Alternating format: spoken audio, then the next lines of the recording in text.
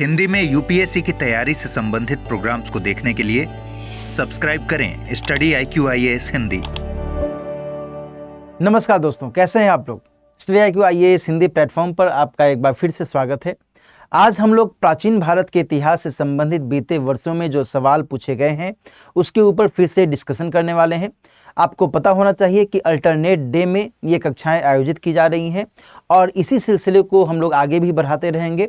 यहाँ पर मैं आपको ये भी बता दूं कि आज प्राचीन भारत के इतिहास से संबंधित जो लेक्चर्स हैं ये आज समाप्त हो जाएंगे, क्योंकि जो प्राचीन भारत के इतिहास से संबंधित बीते 10 से भी अधिक वर्षों में सवाल पूछे गए हैं उन सभी पर आज डिस्कशन समाप्त हो जाएगा और इसके बाद आगे की कक्षाओं में क्रमशः मध्यकालीन और आधुनिक भारत से संबंधित जो सवाल पूछे गए हैं उसके ऊपर बातचीत की जाएगी। तो प्राचीन भारत से संबंधित जो अप्रोच डेवलप करने से संबंधित मैंने कई बार बातें बताई हैं वो इन 4 लेक्चरों के जरिए आप निश्चित तौर पर डेवलप कर सकते हैं। तो बीते 3 कक्षाओं में जो भी हम लोगों ने डिस्कशन किया है, यदि आप में से कोई ऐसा कैंडिडेट है जो कि नहीं देखा है वो निश्चित तौर पर देखेगा। और आज तो हम लोग जिन महत्वपूर्ण सवालों पर बातचीत करेंगे उस पर जो अप्रोच होना चाहिए, उस पर जो आपकी अपनी समझ होनी चाहिए वो तो हम लोग चर्चा करेंगे ही। आइए हम लोग एक एक करके इन सभी पहलुओं पर भी बातचीत करेंगे, लेकिन आगे बढ़ने से पहले देखो मैं एक और सूचना दे देना चाहूँगा। यदि आप में से कोई ऐसा कैंडिडेट है जो कि एकदम लालायित है, जो कि एकदम तत्पर है कि हम IAS 2025 के लिए अच्छे तरीके से तैयारी करें, GS की तैयारी हम बहुत ही बेहतर तरीके से करें, तो आप सभी कैंडिडेट का स्वागत है इस P2I बैच के अंतर्गत, क्योंकि इसकी शुरुआत 19 सितंबर से की जा रही है सुबह में 8 बजे से। और इस कोर्स के अंतर्गत GS के संपूर्ण पाठ्यक्रम को बहुत ही बेहतर तरीके से साइंटिफिक वे में पढ़ाया जा रहा है। इसके माध्यम से आप अपनी GS की तैयारी बहुत ही आसानी से, सरल और सहज तरीके से कर सकते हैं। साथ ही आपको अपनी तैयारी बेहतर करने के दृष्टिकोण से कुछ मोटिवेशन की गतिविधियां भी आयोजित की जा रही हैं। लाइकवाइज यदि आप इस बैच के अंतर्गत P2I बैच में जो वीकली टेस्ट का आयोजन होता है उस वीकली टेस्ट में यदि आप रैंक 1 लाएंगे तो आपको 11,000 रुपए की राशि पुरस्कार स्वरूप दी जाएगी उस पार्टिकुलर टेस्ट के पॉइंट ऑफ व्यू से। और यदि आप IAS प्री परीक्षा को क्वालिफाई करते हैं तो आपकी संपूर्ण फी वापस हो जाएगी। तो ये तमाम सुविधाएं आपको इस बैच के अंतर्गत मिल रही हैं। इसके अलावा 1000+ आवर्स की लाइव ऑनलाइन कक्षाएं, मेंटरशिप की सुविधा, नोट्स की सुविधा, PT और मेंस के स्तर पर लगातार टेस्ट की सुविधा, ये तमाम सुविधाएं आपको इस कोर्स के अंतर्गत मिल रही हैं। तो इसके लिए आप दिलीप लाइव कोड का इस्तेमाल कीजिए। इसके जरिए आप इस कोर्स को ज्वाइन करके अपनी GS की तैयारी और बेहतर कर सकते हैं। इसके अलावा एक और छोटी सी सूचना ये है कि यदि आप में से कोई ऐसा विद्यार्थी है जो कि 2026, 2027 या फिर 2028 के लिए भी तैयारी के बारे में विचार कर रहा है तो वैसे सभी कैंडिडेट का इस लॉन्ग टर्म मॉर्निंग बैच के अंतर्गत स्वागत है। ध्यान रखिएगा कि इस लॉन्ग टर्म मॉर्निंग बैच में जो एडमिशन है अब समाप्त होने वाला है। 20 सितंबर तक ही इसमें एडमिशन की अंतिम तिथि निर्धारित की गई है।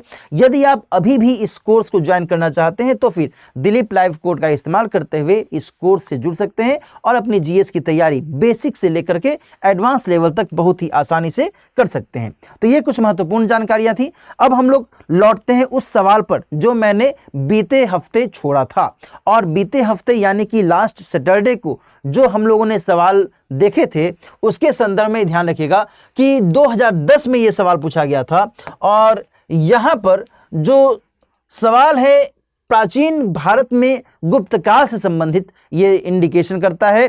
इसमें यह बताया गया है कि भाई गुप्त काल से संबंधित गुफा चित्रांकन के केवल 2 उदाहरण उपलब्ध हैं। कब की बात चल रही है? गुप्त काल की बात चल रही है, आज की नहीं, गुप्त काल की बात चल रही है ना। इसमें जो एक है वो अजंता की गुफाओं के माध्यम से हमें पता चलता है।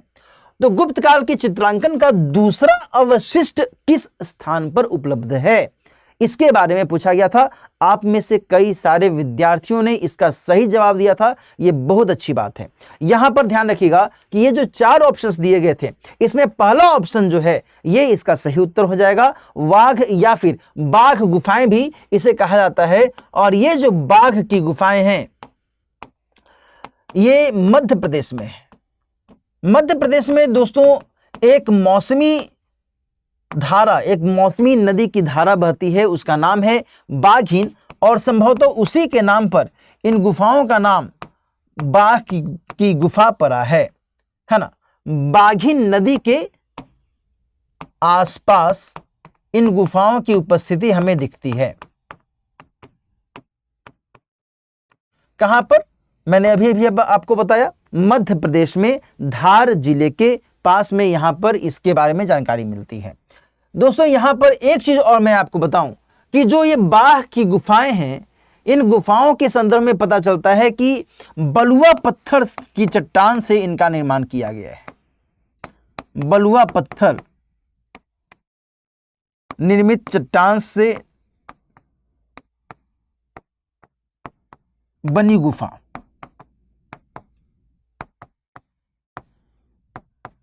Getting it? तो यहां पर जो ऑप्शन ए है ये सही हो जाएगा।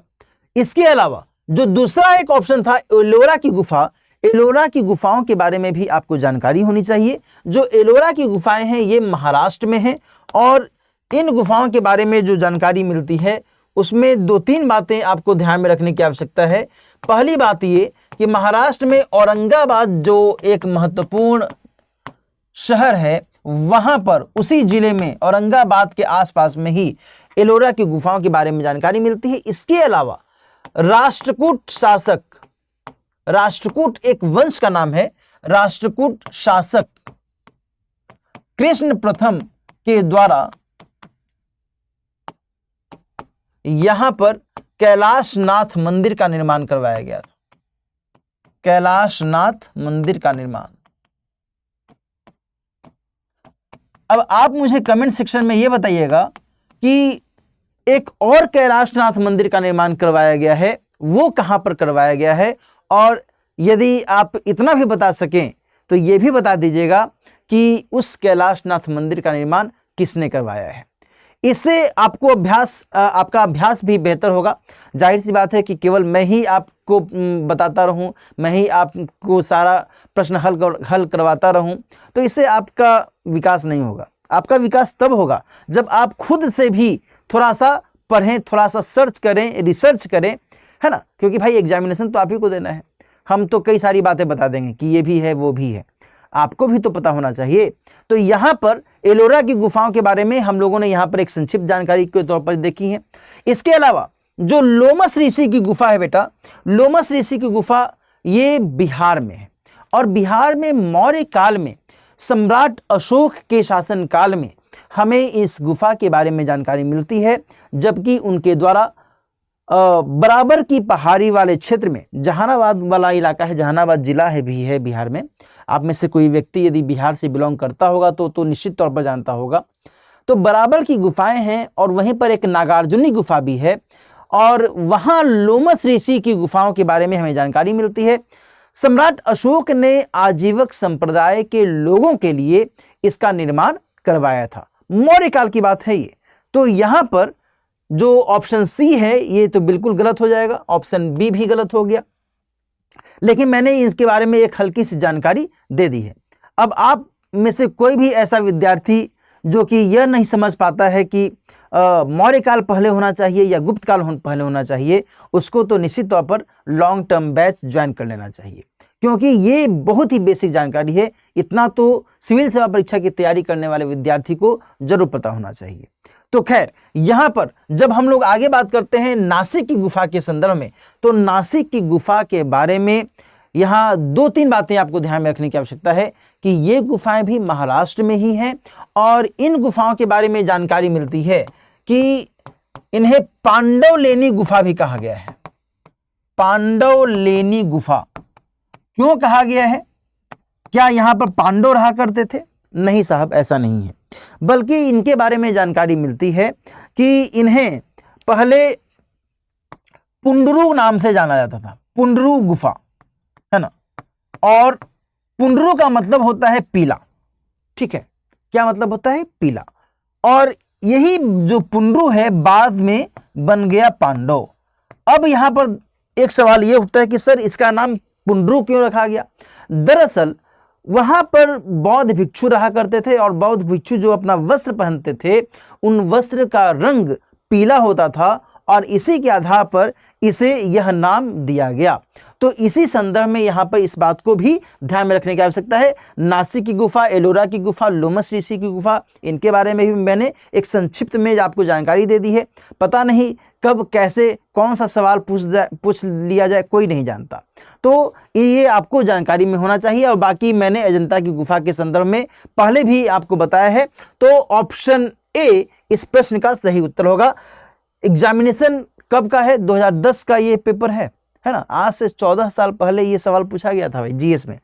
चलिए आज की कक्षा का जो पहला सवाल है, पहला सवाल हम लोग देख लेते हैं। पहला सवाल ये था कि प्राचीन भारत में देश की अर्थव्यवस्था में अत्यंत महत्वपूर्ण भूमिका निभाने वाली श्रेणी संगठन के संदर्भ में कौन सा या से कथन सही है या फिर है?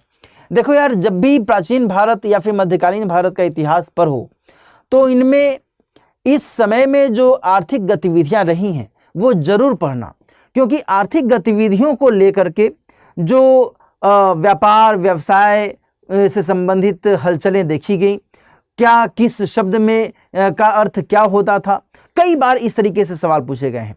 कई बार तंतुवाय का मतलब पूछा गया है, बंजारों का मतलब पूछा गया है। कई बार इस तरीके से आपको अलग अलग स्तरों पर सवाल पूछे गए, जैसे कि यहाँ श्रेणी के बारे में पूछ लिया गया है। तो ऐसे न जाने कितने शब्द हैं, कितनी ऐसी गतिविधियां हैं जो आपको जानकारी में होनी चाहिए। और ये केवल एक खंड की बात नहीं है, ये केवल एक काल की बात नहीं है, बल्कि सिंधु घाटी सभ्यता से लेकर के और गुप्तोत्तर काल और इसके बाद जो दिल्ली सल्तनत, मुगल काल, पूर्व मध्यकाल, इन सभी के अंतर्गत जो भी आर्थिक गतिविधियां होती हैं, मराठा साम्राज्य, विजयनगर साम्राज्य, है ना, इन सभी के संदर्भ में जो भी आर्थिक गतिविधियां हुई हैं, जो भी सिक्के आदि का प्रचलन रहा है, कौन से सिक्के का कौन सा आकार होता था, कौन सा सिक्का किसके द्वारा चलाया जाता था, ये सब भी आपको ध्यान में रखने की जरूरत है। तो यहाँ केवल मैंने आपको एक अप्रोच बताया है, इसी अप्रोच को मद्देनजर रखते हुए थोड़ा स्टडी कीजिएगा। श्रेणी संगठन के संदर्भ में जो पहला कथन कह रहा है, प्रत्येक श्रेणी राज्य की एक केंद्रीय प्राधिकरण के साथ पंजीकृत होती थी। पंजीकृत का मतलब आप जानते होंगे, रजिस्टर्ड होती थी। इसको रजिस्टर्ड कर दिया जाता था और देन फिर प्रशासनिक स्तर पर जो राजा होते थे वो इनके प्रमुख के तौर पर काम करते थे। तो यह स्टेटमेंट बिल्कुल सही है, इसमें कोई दिक्कत वाली बात नहीं है। दूसरा स्टेटमेंट क्या कहता है? श्रेणी ही वेतन, काम करने के नियम, मानक यानी कि जो भी स्टैंडर्ड्स तय किए जाते थे और कीमतों को सुनिश्चित करती थी। बिल्कुल सही बात है, श्रेणी को इतना अधिक अधिकार मिला हुआ था। तीसरा जो कथन है वो क्या कहता है? श्रेणी का अपने सदस्यों पर न्यायिक अधिकार भी होता था, यानी कि उसके सदस्य के द्वारा यदि कोई गलती कर दी जाती थी तो उसे वह दंडित भी कर सकता था। तो यहाँ पर इन तीनों ही स्तरों पर जो ये तीनों ही कथन है बिल्कुल सही हैं। यहाँ पर दोस्तों ध्यान रखिएगा कि यदि हम श्रेणी के स्तर पर बात करें तो आप इसको मोटे तौर पर ऐसे समझ सकते हैं। कभी आप सामान्य हाट बाजार में गए होंगे तो किसी खास काम को करने वाले लोग, जैसे कि जो स्वर्णकार हैं, जैसे कि लोहे का काम करने वाले लोहार हैं, तो वो एक ही साथ एक ही लाइन में बैठते होंगे। आपने कभी ध्यान दिया है या नहीं दिया है? जो बर्तन बनाने वाले लोग हैं, ठठेरा जिनको कहा जाता है, तो वो एक ही लाइन में एक ही कतार में बैठते हैं।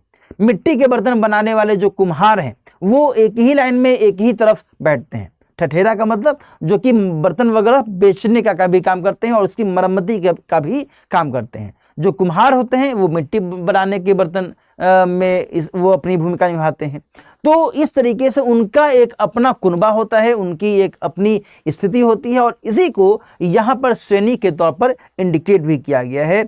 और यहाँ कई सारे ऐसे शब्द हैं जो कि आपको और अधिक ध्यान में रखने की आवश्यकता है, जैसे कि सार्थवाह का मतलब क्या होता है? सार्थवाह मतलब जो कि एक कारवां चल रहा है और उस कारवां का जो सबसे प्रमुख व्यक्ति है वह सार्थवाह के तौर पर जाना जाता है। तो इसी हिसाब से आपको कई सारे शब्दों के बारे में जानकारी होनी चाहिए। बहरहाल यहाँ पर जो ये सवाल पूछा गया है इसमें ऑप्शन के हिसाब से तीनों ही कथन सही है और इस तरीके से ऑप्शन डी इसका सही उत्तर हो जाएगा। साल 2012 में ये सवाल पूछा गया था।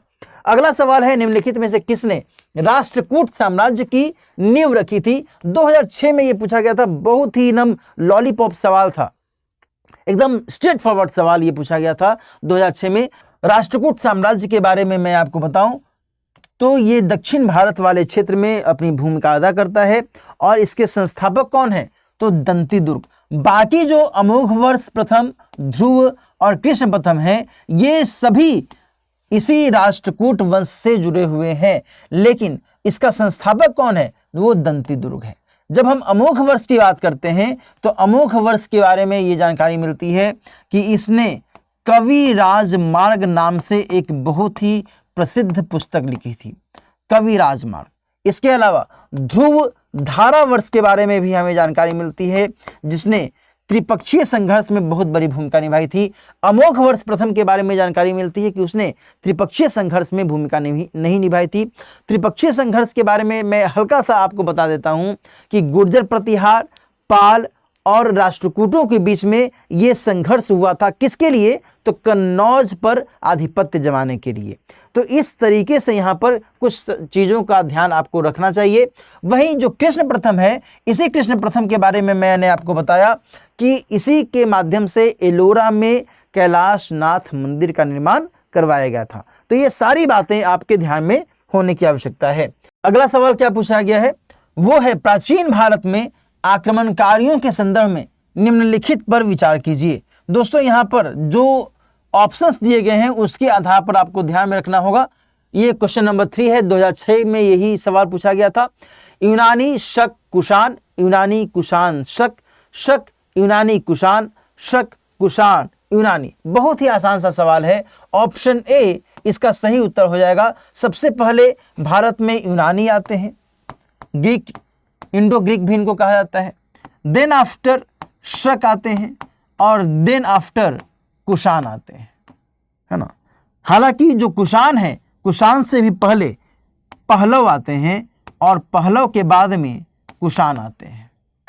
ये इनके भारत आने का क्रम है और ये सभी विदेशी आक्रमणकारी थे और इनके द्वारा भारत में आक्रमण कब होता है जब मौर्य साम्राज्य का पतन हो चुका होता है और भारत में स्थानीय स्तर पर भी कुछ महत्वपूर्ण राजवंशों का उदय हो रहा होता है, जिसमें शुंग वंश, सातवाहन वंश, कण्व वंश, इनके बारे में हमें जानकारी मिलती है।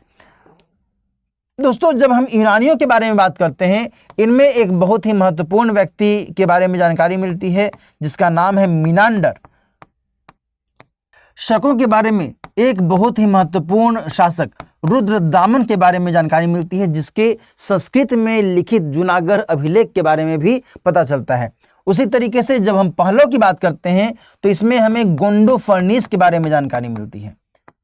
मैं केवल हिंट यहाँ पर दे रहा हूँ, ऐसा नहीं कि मैं पूरा एक एक करके पढ़ाता रहूं, है ना।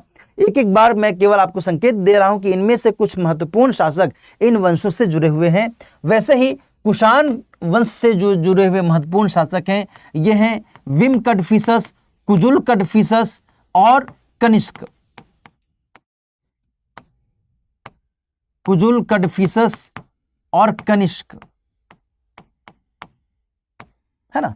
ये सभी यहां पर आपको ध्यान में रखना है। जो मिनांडर है, मिनांडर के बारे में यह भी पता चलता है कि ये नागसेन नाम के एक बौद्ध भिक्षु से इनका वार्तालाप हुआ था और देन आफ्टर मिलिंद पन्हो नाम से एक रचना भी हुई।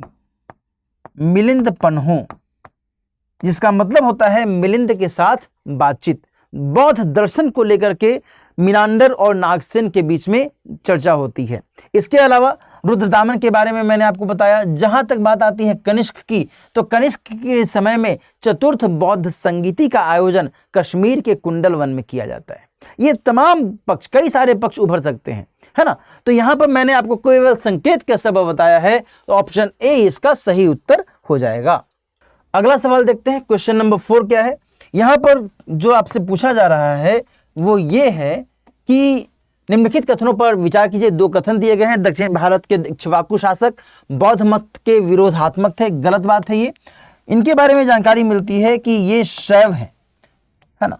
ये दरअसल भगवान शिव के उपासक हैं, शैव हैं और इन्होंने वैदिक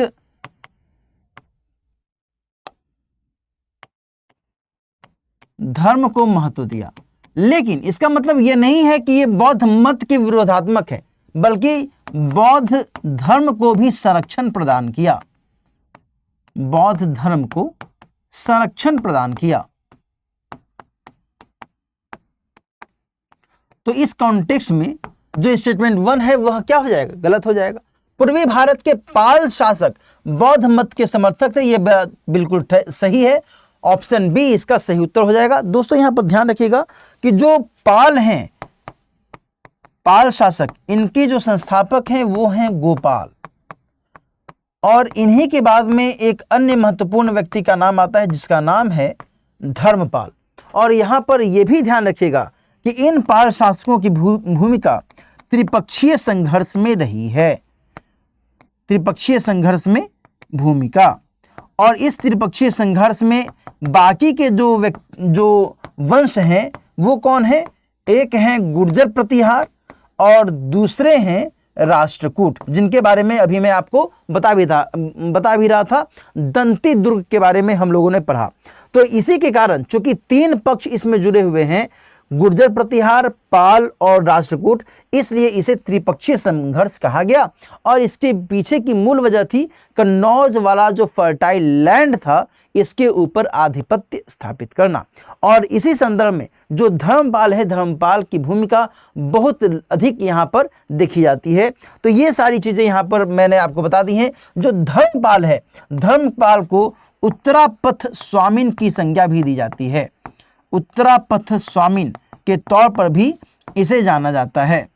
गेटिंग? तो ये सारी बातें आपको थोड़ा सा इस पॉइंट ऑफ व्यू से समझने की आवश्यकता है। आंसर के स्तर पर देखें तो ऑप्शन बी इसका सही उत्तर हो जाएगा। अगला सवाल जो है वो क्या है भाई, वो हम लोग देख लेते हैं। क्वेश्चन नंबर 5 है ये, इसमें नंबरिंग थोड़ी सी उलट चली गई है। निम्नलिखित में से कौन अन्य 3 का समकालीन नहीं था? देखो कितना मजेदार सवाल पूछा गया है। एक ही सेंटेंस में सवाल है लेकिन बहुत ही महत्वपूर्ण है। बिंबिसार, गौतम बुद्ध, मिलिंद और प्रसेनजीत। देखो बेटा, यहां पर पूछा गया है कौन अन्य 3 का समकालीन नहीं था। यहां जब हम बात करते हैं बिंबिसार की, गौतम बुद्ध की और प्रसेनजीत की, ये तीनों ही एक दूसरे के समकालीन हैं। क्यों?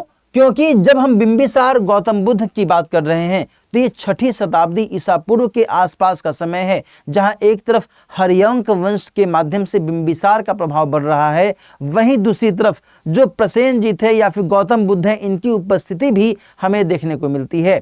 और यहाँ जो मिलिंद है, यह मिलिंद कौन है? जो कि एक ग्रीक व्यक्ति है, इंडो ग्रीक व्यक्ति है, और इसकी उपस्थिति हमें मौर्य काल के बाद देखने को मिल रही है।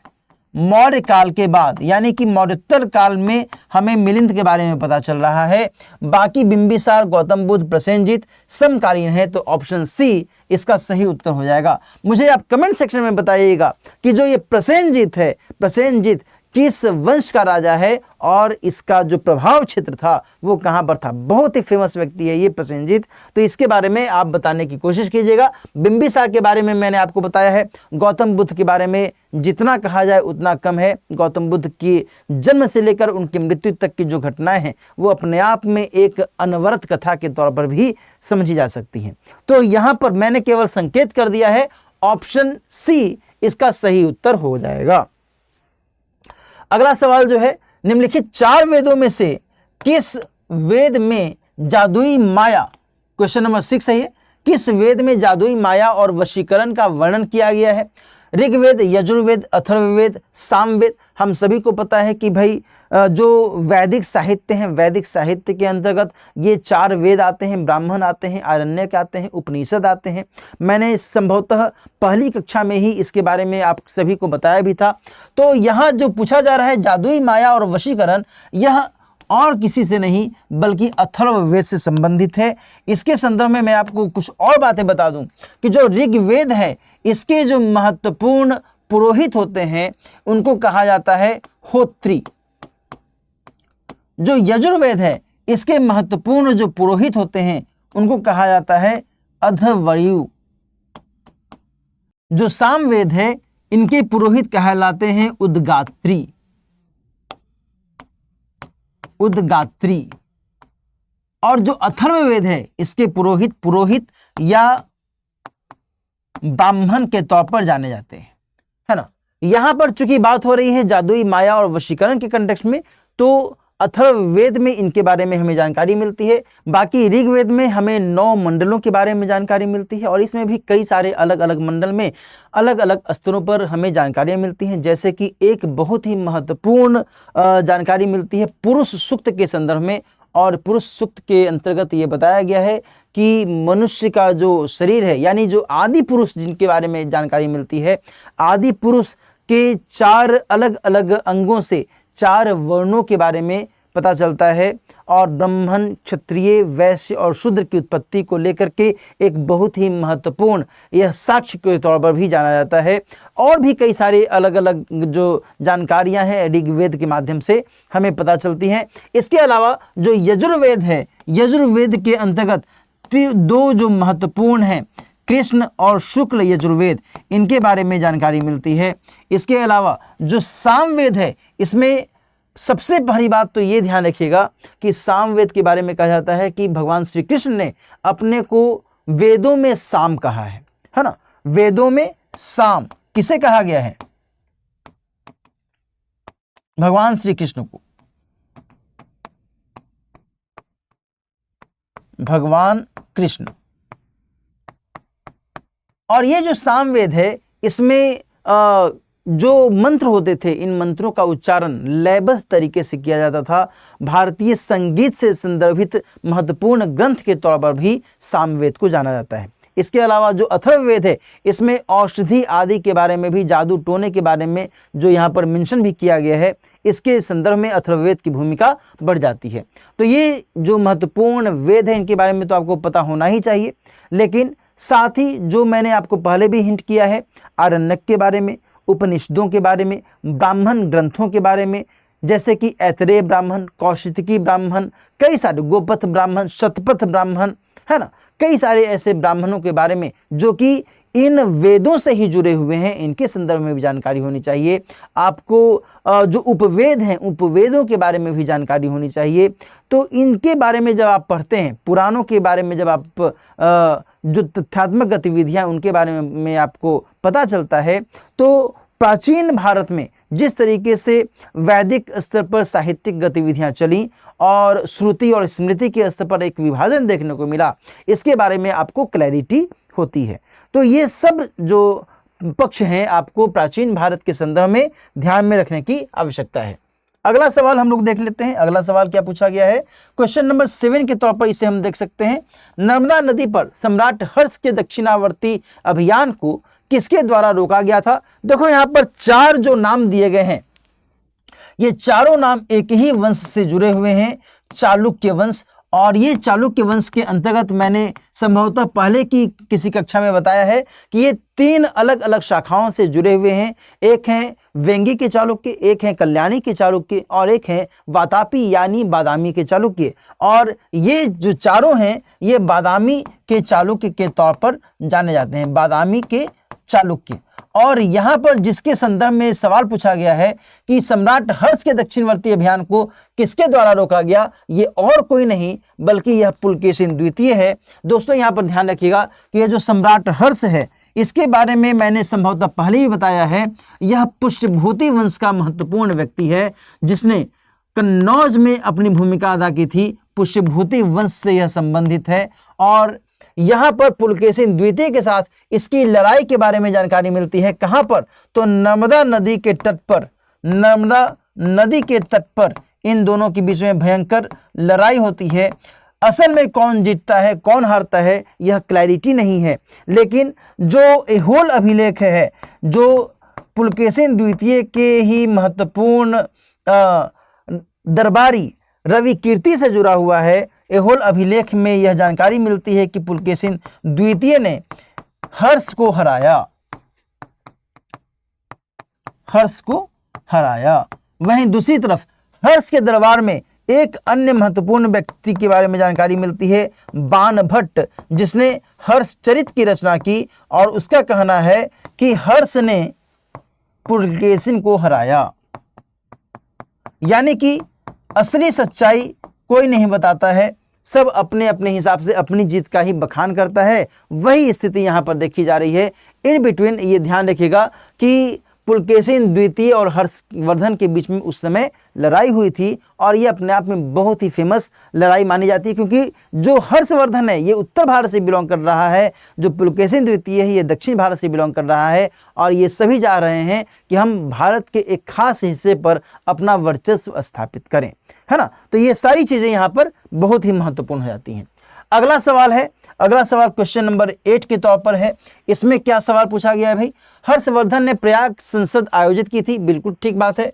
दूसरा है, वह बौद्ध धर्म की केवल महायान शाखा को लोकप्रिय बनाना चाहता था। देखो ये सही नहीं है, केवल महायान शाखा को लोकप्रिय बनाना चाहता था, ये थोड़ा सा एब्सोल्यूट वाली बात हो जा रही है, ऐसा नहीं है, बल्कि वो बाकी के जो बौद्ध धर्म से संबंधित गतिविधियां इसको भी प्रश्रय देता था, और बाकी जो धर्म के आयाम हैं, चाहे वो वैदिक धर्म हो चाहे कोई भी धर्म हो, इसको लेकर के भी उसकी एक सहिष्णुता की स्थिति देखी जाती है। तो ऑप्शन सी इसका सही उत्तर हो जाएगा। ए सत्य है परंतु आर गलत है। तो यहाँ पर इस कंटेक्स्ट में भी आपको पढ़ने की आवश्यकता है। जो अगला सवाल है इसमें क्या पूछा गया है भाई? क्वेश्चन नंबर 9 के तौर पर इसे हम देख सकते हैं। गुप्त काल के दौरान उत्तर भारत व्यापार के लिए निम्नलिखित में से कौन सा बंदरगाह उपयोग में था? यहाँ पर 4 महत्वपूर्ण क्षेत्रों के बारे में जानकारी मिल रही है, लेकिन जो अवधि है उस अवधि को समझने की जरूरत है। गुप्त काल के दौरान यहाँ पर सवाल पूछा जा रहा है। तो जो ताम्रलिप्ति है दोस्तों, जो पश्चिम बंगाल से जुड़ा हुआ महत्वपूर्ण इलाका है, यहाँ पर जो एक महत्वपूर्ण व्यापारिक गतिविधियां चल रही थी उस समय, अपने आप में इंपॉर्टेंट है। जो ब्राच यहाँ पर लिखा हुआ है ये दरअसल भरौच को इंडिकेट कर रहा है। भरौच जो कि गुजरात से जुड़ा हुआ है, इसको भृगु कक्ष भी कहा जाता है, भृगु कक्ष के तौर पर भी जाना जाता है। जो कल्याण है ये महाराष्ट्र में महत्वपूर्ण बंदरगाह के तौर पर जाना जाता है। जो खंभात है ये निश्चित तौर पर गुजरात से ही जुड़ा हुआ है, जिसे कंबायत भी कहा गया है। कंबायत की संज्ञा भी इसे दी गई है। लेकिन ये तीनों उस दौरान उत्तर भारतीय व्यापार के कॉन्टेक्स्ट में उतने इंपॉर्टेंट नहीं है जितने कि ताम्रलिप्ति के बारे में हमें जानकारी मिलती है। तो ऑप्शन ए इस प्रश्न का सही उत्तर हो जाएगा। एक महत्वपूर्ण जो सवाल है वो क्वेश्चन नंबर 10 के तौर पर हम देख रहे हैं। इसमें पूछा गया है अष्टांगिक मार्ग की अवधारणा का विषय क्या है? 1998 में एकदम सिंपल 1 लाइनर क्वेश्चन के तौर पर यह सवाल पूछा गया है। देखो यहाँ पर ध्यान रखना कि जो अष्टांगिक मार्ग है ये महात्मा बुद्ध के जो 4 आर्य सत्य हैं, जिसमें दुख है, दुख का कारण है, दुख का निरोध है, दुख की निरोध गामिनी प्रतिपदा है। यानी कि जो दुख निरोध गामिनी प्रतिपदा है वह धर्म चक्र प्रवर्तन से जुड़ी हुई है, और इसी लिहाज से जो यह दुख निरोध गामिनी प्रतिपदा है यह किस आधार पर हम पा सकते हैं? तो इसमें 8 अंगों की बात कही गई है, जिसमें सम्यक दृष्टि, सम्यक संकल्प, सम्यक वाक, सम्यक कर्मांत, सम्यक व्यायाम, है ना, इन सभी के बारे में जिक्र किया गया है। सम्यक समाधि, इन सभी के बारे में जिक्र किया गया है। और इस लिहाज से अष्टांगिक मार्ग के माध्यम से यह अपेक्षा की जाती है कि एक व्यक्ति बौद्ध धर्म के माध्यम से मोक्ष की प्राप्ति कर सकता है। तो यहाँ पर जो ऑप्शन डी है ये अपने आप में महत्वपूर्ण हो जाता है, यही इसका सही उत्तर है। जो दीपवंश है यह एक पुस्तक का नाम है, जो दिव्यावदान है यह भी एक पुस्तक का नाम है, और जो महापरिनिर्वाण है ये महात्मा बुद्ध की मृत्यु को इंडिकेट करता है। तो यहाँ पर जो ऑप्शन है ये ऑप्शन डी हो जाएगा, महात्मा बुद्ध की मृत्यु। यहाँ पर ध्यान में रखिएगा। तो ये टर्म्स कई बार एग्जामिनेशन में पूछे जाते हैं कि ये टर्म्स क्या हैं, है ना। जैसे यहाँ पर अष्टांगिक मार्ग पूछ लिया गया, कल को हो सकता है कि महापरिनिर्वाण पूछ लिया जाए, मैच करने के लिए दे दिया जाए। ये आपसे पूछ लिया जाए कि भाई दीपवंश, दिव्यावदान ये किस धर्म से जुड़े हुए ग्रंथ हैं, ऐसे भी तो सवाल बन सकता है। तो यहाँ आपको ऐसे भी अप्रोच देख करके चलना होगा। अब हम लोग यहाँ पर जो एक अन्य महत्वपूर्ण सवाल है इसको देखते हैं। इसमें क्या पूछा गया है भाई? क्वेश्चन नंबर 11 के तौर पर इसे हम देख रहे हैं। कथन और कारण है अशोक के शिलालेखों के अनुसार लोगों के बीच सामाजिक समरसता धार्मिक भक्ति के से अधिक महत्वपूर्ण थी, और कारण है कि उसने धर्म के प्रचार के स्थान पर समता के विचारों का प्रसार किया। 1998 में यह सवाल पूछा गया था। इस सवाल का जवाब मैं आपको नहीं दूंगा, बल्कि आप मुझे कमेंट सेक्शन के माध्यम से दीजिएगा। HW के अंतर्गत आप इस सवाल का उत्तर देने की कोशिश कीजिएगा। पहले इस सवाल को अच्छे से पढ़िएगा और देन फिर A, B, C या D में से जो भी आपको लगता है कि उत्तर होगा वो आप देने की कोशिश कीजिएगा। तो आज की चर्चा अब हम लोग यहीं पर समाप्त करते हैं। मैंने आपको शुरू में बताया भी है कि मध्यकालीन भारत से आगे की जो ये कक्षाएं हैं PYQ के तौर पर, प्रीवियस ईयर्स क्वेश्चंस के तौर पर, इतिहास के अंतर्गत ये कक्षाएं कंटिन्यू रहेंगी और मध्यकालीन भारत देन आफ्टर आधुनिक भारत से संबंधित जो सवाल रहेंगे उसके अंतर्गत आपके साथ डिस्कशन किया जाएगा। अपना ख्याल रखिए, अच्छे से पढ़ते रहिए। All the best. हिंदी में यूपीएससी की तैयारी से संबंधित प्रोग्राम्स को देखने के लिए सब्सक्राइब करें स्टडी IQ IAS हिंदी।